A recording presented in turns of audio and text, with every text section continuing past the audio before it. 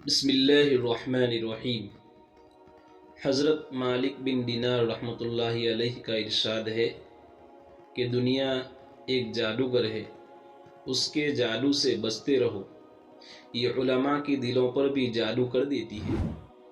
حضرت ابو سلیمان دارانی رحمۃ اللہ علیہ فرماتے ہیں، جس دل میں آخرت ہوتی ہے دنیا اس سے جھگڑا کرتی رہتی ہے اور اس دل پر قبضہ کرنے کی کوشش کرتی رہتی ہے، اور جس دل میں دنیا ہوتی ہے آخرت اس سے مزاحمت نہیں کرتی، اس لیے کہ آخرت کریم ہے، وہ دوسروں کے گھر پر قبضہ کرنا نہیں چاہتی، اور دنیا کمینی ہے، وہ ہر ایک کے گھر پر زبردستی قبضہ کرنا چاہتی ہے۔ مالک بن دینار رحمۃ اللہ علیہ کہتے ہیں کہ تو جس قدر دنیا کا غم کرے گا اتنا ہی آخرت کا غم تیرے دل سے نکل جائے گا، اور جتنا تو آخرت کا غم کرے گا اتنا ہی دنیا کا غم تیرے دل سے نکل جائے گا۔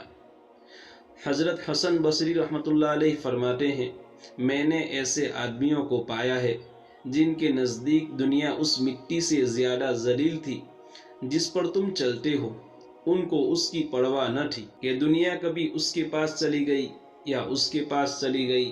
ایک آدمی نے حضرت حسن بصری رحمۃ اللہ علیہ سے دریافت کیا، آپ اس شخص کے متعلق کیا فرماتے ہیں جس کو حق تعالی شانہ نے مال و دولت عطا کیا ہو، وہ اس میں سے صدقات بھی کرتا ہے، صلہ رحمی بھی کرتا ہے، کیا اس کے لیے مناسب ہے کہ خود بھی اچھے اچھے کھانے کھائے اور نعمتوں میں زندگی گزارے؟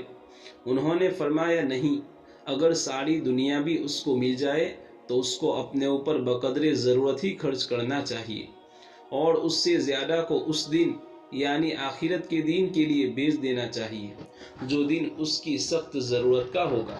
حضرت فضیل رحمۃ اللہ علیہ کا ارشاد ہے کہ اگر دنیا ساری کی ساری مجھے مل جائے اور مجھ سے اس کا حساب بھی نہ لیا جائے تب بھی میں اس سے ایسی گن اور کراہت کروں جیسی کہ تم لوگ مردار جانوروں سے کرتے ہو کہ کہیں کپڑے کو نہ لگ جائے۔ حضرت حسن رحمۃ اللہ علیہ فرماتے ہیں کہ بنو اسرائیل کو حق تعالی شانہ کی بندگی کرنے کے باوجود صرف دنیا کی محبت نے بت پرستی تک پہنچا دیا تھا۔ ان کا یہ بھی ارشاد ہے کہ آدمی اپنے مال کو تو ہمیشہ کم سمجھتا ہے مگر اپنے عمل کو کبھی کم نہیں سمجھتا۔ دین میں کوئی مصیبت آ جائے تو خوش رہتا ہے، دنیا میں کوئی مصیبت پیش آ جائے تو گھبرا جاتا ہے۔ حضرت فضیل رحمۃ اللہ علیہ کا ارشاد ہے، دنیا میں داخل ہونا بہت آسان ہے لیکن اس سے نکلنا بہت مشکل ہے۔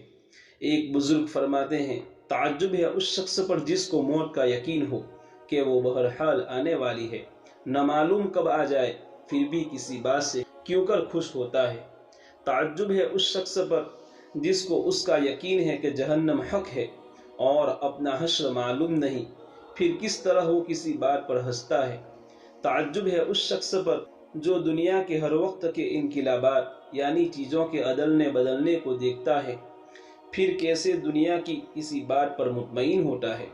تعجب ہے اس شخص پر جس کو یقین ہے کہ تقدیر برحق ہے، جو کچھ مقدر میں ہے وہ مل کر رہے گا، پھر کیوں مصیبتیں اٹھاتا ہے۔ حضرت امیر معاویہ رضی اللہ تعالیٰ عنہ کے پاس شہر نجران کے ایک بزرگ آئے جن کی عمر 200 برس تھی۔ امیر معاویہ رضی اللہ تعالیٰ عنہ نے ان سے پوچھا، دنیا کو تم نے بہت دیکھا، کیسا پایا؟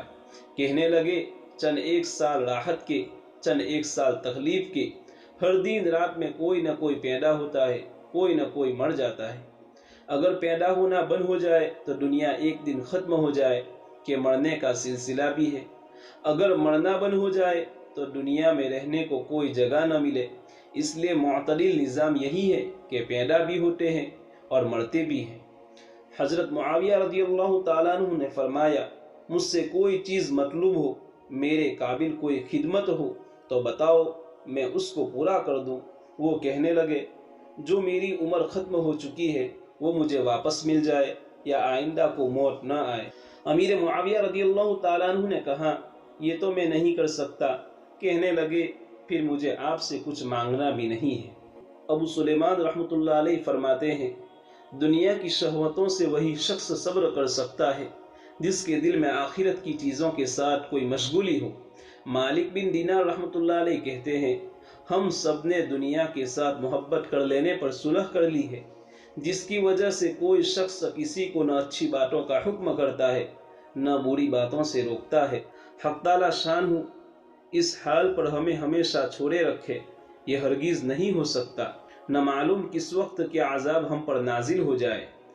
حضرت حسن رحمۃ اللہ علیہ کا ارشاد ہے کہ حق تعالی شان جس بندے کے ساتھ بلائی کا ارادہ فرماتے ہیں اس کو تھوڑی سی دنیا مرحمت فرما کر روک لیتے ہیں، جب وہ مال اس کے پاس ختم ہو جاتا ہے تو پھر تھوڑا سا اور دے دیتے ہیں، اور جو شخص اللہ تعالیٰ کے نزدیک ذلیل ہوتا ہے اس پر دنیا کو پھیلا دیتے ہیں۔